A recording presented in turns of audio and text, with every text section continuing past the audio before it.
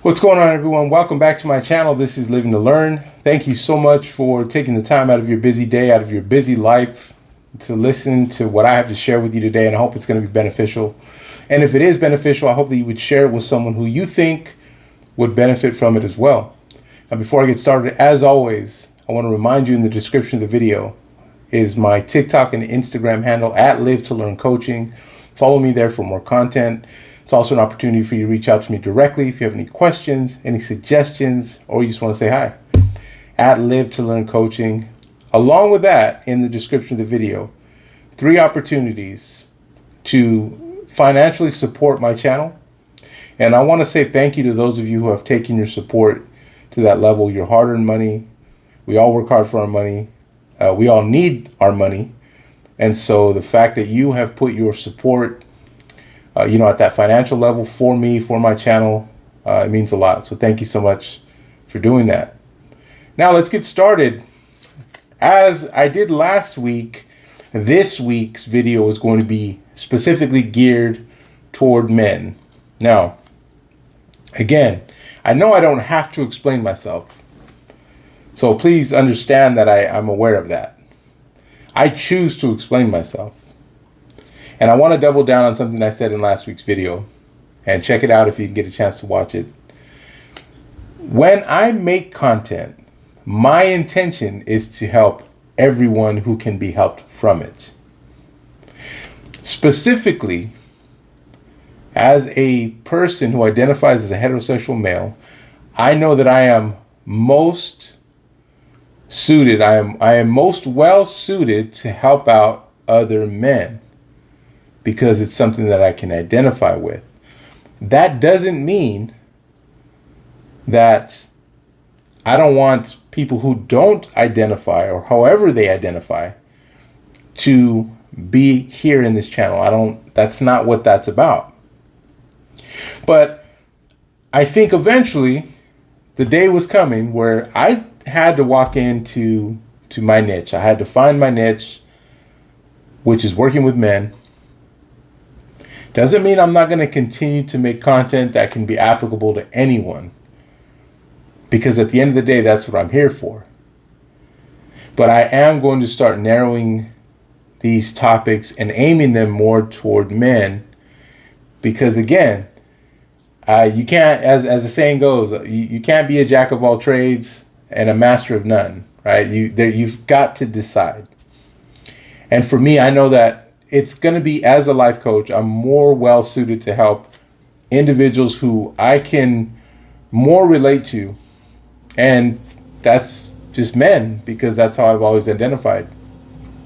With that being said, if you do not identify as a man, and anything that I say today or last week was helpful, then it was for you. And I'm glad it was helpful. And I'm glad you're here. So let's get started. When a man feels trapped.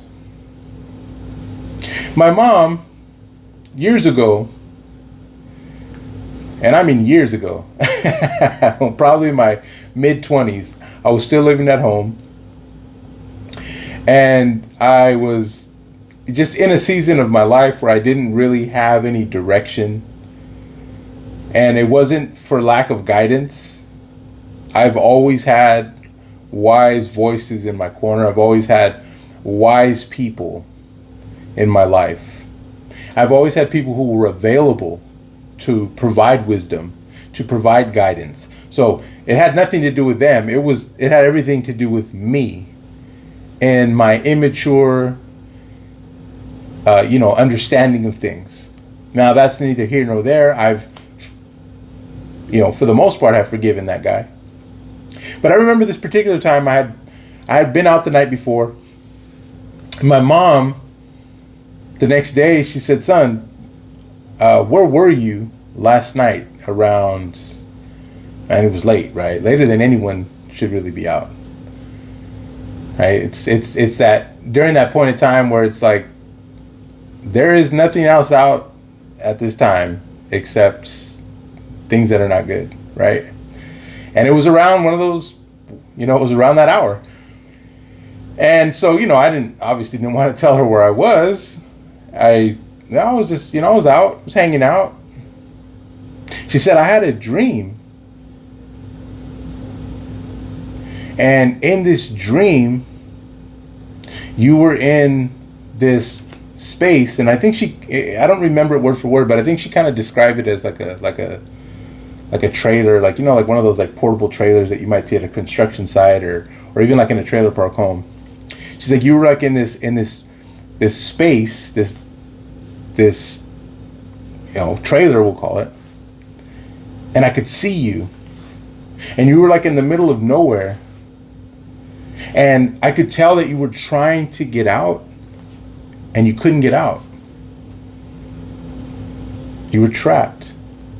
She said, and I couldn't help you. She said, so I woke up, I looked at the time, and I started to pray for you. And that's just my mom, right? She's just always been in my corner. She's always been there for me. And she is a major part of why I'm able to do what I do today. She's one of the major reasons why I'm able to appreciate and recognize now what I've always had. So that was my mother. But that dream, that description always stayed with me. I mean, we're talking about probably 20 years ago, close to 20 years ago. But that always stayed with me. Like, where was I? What was happening? Why did she dream that about myself? And I started to think about that today as I was going to cover this topic. I was going to talk to my fellow men about when a man feels trapped. There's no way out. There's no escape. What begins to happen is one of the worst things that can happen to any person. And that is, we began to lose hope. We began to see that there is no way out. We began to imagine that we're going to stay in this position. We're going to stay in this place forever. The first thing that we need to understand when we feel trapped is that, like every other fear, every other thing that seizes us, and I mean just grabs hold of us, and we can't think clearly, we can't be positive, and the list goes on. But like everything else, when we feel trapped, the first thing we need to remind ourselves is that we have control in how we respond. And here's what I want us to be able to do. When a man feels trapped, a man must take whatever it is that he thinks, that he knows, that may be the reason why he's trapped or feeling trapped. And we need to take that and we need to set it down. Imagine you're sitting at a table. Imagine you've got this tray in front of you and you put this problem, this issue, this thing, whatever it is that's keeping you trapped, you set it right down on it and you look at it. Because inside of our mind, it echoes. It seems huge. The seas are raging, they're roaring, and it's loud and it's scary, and it's like, how am I going to get out of this? But once we take it out and we set it in front of us, like, man, that wasn't a raging sea. That was just a humming noise. This isn't as big as I thought it was. Clarity. Perspective.